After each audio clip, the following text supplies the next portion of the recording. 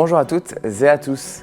Il reste quelques jours avant Noël. Vous le verrez dans les prochaines actus avec plein de spectacles. Mais avant ça, le bulletin de cette semaine vous réserve plein de choses. C'est parti. Action environnementale à Niederbronn. Une deuxième matinée de plantation au niveau de l'expéridrome avec au programme une centaine de haies à disposer sur le terrain. À l'occasion de la Journée internationale des droits de l'homme, une nouvelle association voit le jour sur le territoire. Équilibre, c'est son nom, défendra des valeurs républicaines et espère redonner goût au débat d'idées constructifs et positifs. L'algoneurodystrophie est plus communément appelée la maladie du suicide.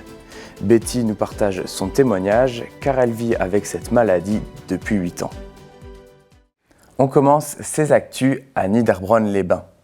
Enfilez vos bottes car tout de suite, c'est activité jardinage ou plutôt plantation de haies. Nouvelle action environnementale à Niederbronn-les-Bains. Après la première plantation participative à la fin de l'année dernière au niveau du jardin de la Sérénité, cette fois-ci, c'est en face du cimetière militaire au niveau de l'ancien espace de l'expéridrome. Dès 9h le 30 novembre, tout le monde a déjà enfilé ses gants et se met au travail. Le long du grillage, les trous ont déjà été faits, tout comme le pralin. Pour rappel, c'est un mélange d'eau, de terre et de compost qui va aider les racines à reprendre après la plantation. Dès que les haies sont mises dans les trous, les bénévoles rebouchent avec de la terre, ils ajoutent à la surface du paillage. Ensuite, un peu de laine de mouton autour des plants permet de garder une bonne chaleur, surtout avec la période hivernale qui arrive. Le soin de la laine va être répulsif pour les chevreuils et les autres bêtes, quoi. Les odeurs vont faire fuir les animaux. Ainsi, ces haies seront plus en sécurité lors des prochaines semaines. Les protections en carton ont un sens bien spécifique. Les petits trous sur la partie basse laissent passer la lumière jusqu'à la base des arbustes. Au total, 80 espèces ont été disposées ici lors de la journée. On pourra ainsi voir à l'avenir rosiers, églantiers, viorne lantane, fusain, troène et d'autres essences de chez nous. En plus, 7 arbres sont plantés lors de la matinée, des pommiers, des noyers et des prunus. Cette deuxième journée de plantation a aussi permis de rassembler les habitants, les bénévoles du casino et du club vosgien et les jeunes de la paroisse protestante de Niederbronn, tous autour d'une action solidaire. L'année prochaine, le projet sera l'aménagement d'un jardin naturel pour la biodiversité. Les reportages sur les bredele ont toujours un grand succès et on espère que celui-là aussi, regardez. Le concours de bredele de Reichshofen a rendu son verdict le samedi 7 décembre à la Windstube du marché de Noël. Le président du jury, Victor Krebs, échange avec les enfants, impressionné par le public et le professionnel. T'as fait lesquels? Il lui raconte comment ils ont procédé. Tu les as fait tout seul? Avec maman? Et t'as mis quoi aussi? De la farine, du beurre, des œufs, et après vous avez mélangé? T'as étalé de la pâte? Ouais. Et alors t'as mis la confiture avant la cuisson ou après? Destinés aux jeunes cette année, les participants ont élaboré leur création à la maison avec leur famille. C'est toi qui les as décorés tout seul? Ouais. Et ça c'est des yeux? Oui. Et ça c'est tes préférés? D'accord. Ils ont suivi les étapes, certains sont restés classiques, d'autres ont proposé de belles décorations. Mais franchement, tous étaient bons, très bons. Hein? Au terme de notes sur l'aspect, les ingrédients, la cuisson ou le goût, c'est Valentin du haut de ses 6 ans qui est récompensé pour ses bredele à la confiture. Voilà, bravo! Bravo.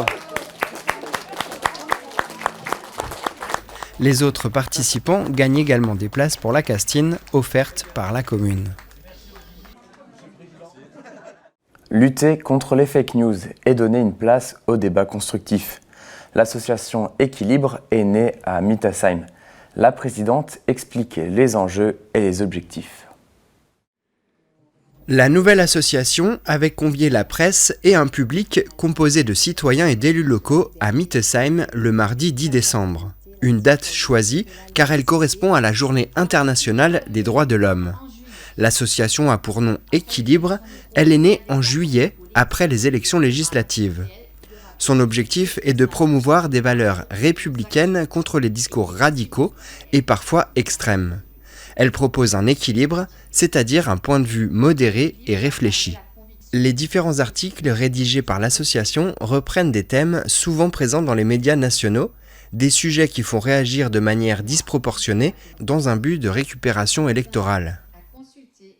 Justement, on a l'impression que dans notre société, tout est très polarisé et qu'on n'a pas tellement de place pour la nuance. On est toujours il y a une notion de manichéisme souvent, où c'est tout blanc ou tout noir. Il y a aussi toujours des idées très très radicales. Et donc l'équilibre, c'est de trouver justement un juste milieu entre toutes ces opinions et de trouver une voie de consensus qui puisse permettre le vivre ensemble. Cette association est née en présence de maires et d'élus d'Alsace du Nord, tout un symbole, car un sondage d'Ipsos d'octobre 2024 révèle que 23% des Français remettent en cause la démocratie. Pour en savoir plus et lire les premiers articles, vous pouvez consulter la page Facebook d'Équilibre. La maison d'archéologie regorge d'œuvres et d'objets historiques. Et une nouvelle pièce complète l'ensemble depuis quelques jours. Mardi dernier, le 3 décembre, un vitrail a été donné par un particulier à la ville de Niederbronn-les-Bains. Il date de 1886 et représente Sankt Petrus, Saint-Pierre. Mathieu Fest cède gracieusement ce vitrail qu'il a reçu suite au décès de ses parents. Son père était sacristain pendant 30 ans au sein de l'église catholique Saint-Martin. Il avait sauvé cette œuvre des dommages liés au bombardement sur le Grand Hôtel en 1945, en la conservant chez lui dans son grenier. Si tu n'avais pas eu ce geste de revenir vers la commune et de proposer que le vitrail puisse retrouver place ou revenir à Niederbronn-les-Bains, je pense qu'on n'aurait même pas su qu'il était toujours là, qu'il existait encore ce vitrail. Malgré la poussière et un endroit où le vitrail est fissuré, l'œuvre est encore en très bon état. Les élus de Niederbronn ont organisé un temps officiel pour cette remise. En plus d'un travail de documentation pour en savoir plus sur l'histoire et les techniques utilisées à l'époque, une expertise va être réalisée pour connaître l'état du vitrail et les potentiels travaux de restauration à faire dessus.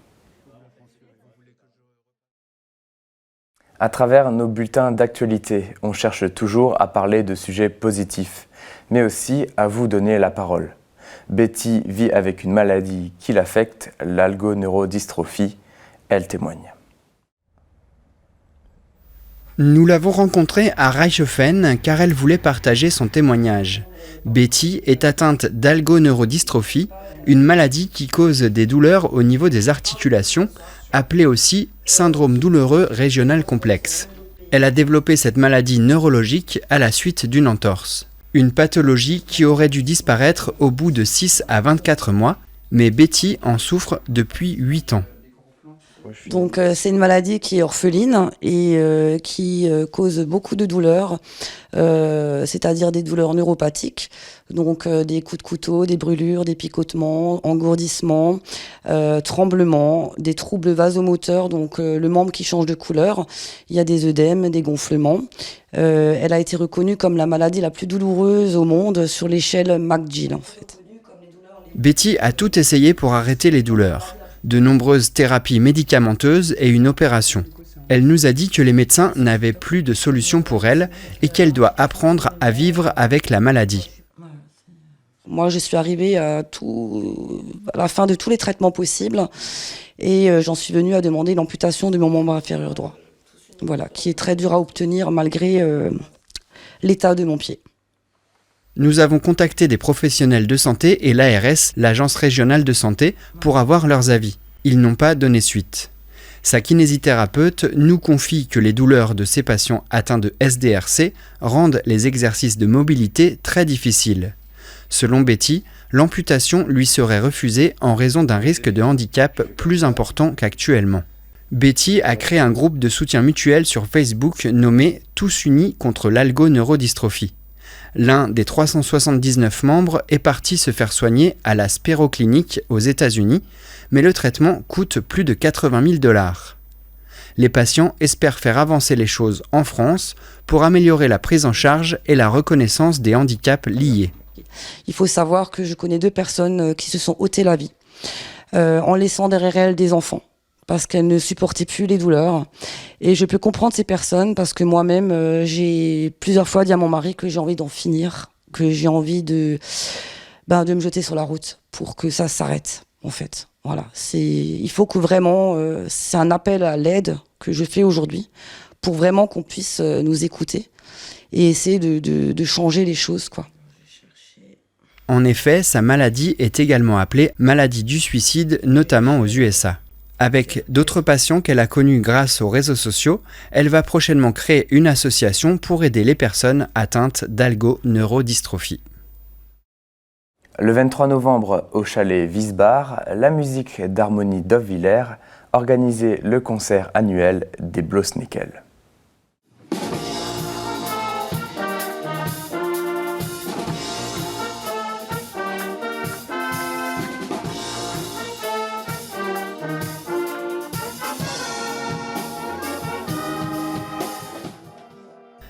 La salle était comble pour écouter les artistes locaux. Les nombreux musiciens et nombreux jeunes parmi eux avaient bien répété avec le chef Martin Schmidt. Dans la playlist très variée, de la blues music bien sûr, qu'elle soit classique ou moderne, et des compositions et arrangements du batteur Gregory Klein comme Libertango. Les chants de Martine et Martin alternent avec des solos d'instruments.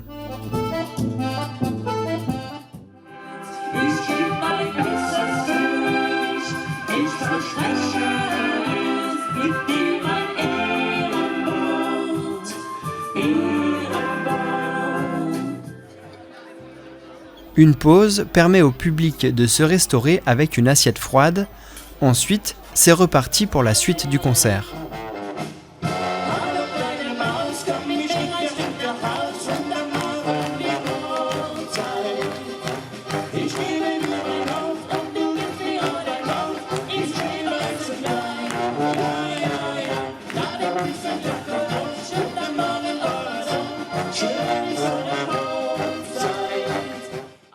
La blues music compte une 40aine d'orchestres en Alsace, en majorité dans le Bas-Rhin.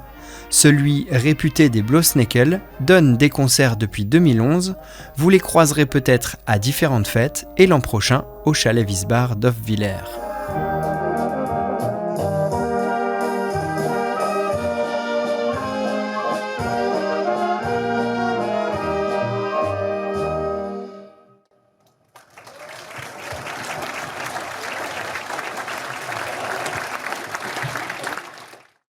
Et voilà, le programme de ces actus se termine déjà. Vous pouvez encore regarder le clip sur notre communauté de communes, le docu de la semaine dernière. Sinon, dans la chronique, le collectif 18 vous raconte l'histoire de Louis.